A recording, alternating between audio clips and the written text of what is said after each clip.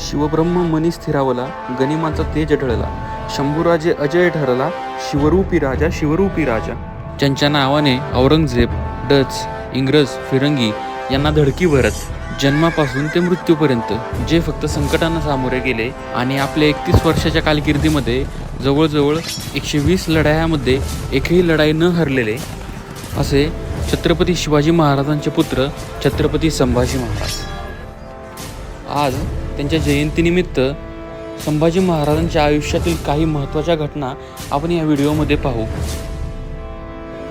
छत्रपती संभाजी महाराजांचा जन्म हा पुरंदर किल्ल्यावरती 14 मे 1657 साली झाला. 2 वर्षानंतर संभाजी महाराजांची आई सईबाई यांचे निधन झाले. त्याच साली शिवाजी महाराजांनी अफजल खानाचा कोथळा बाहेर काढला. धाराऊ माता त्या संभाजी महाराजांच्या दूध आई होत्या.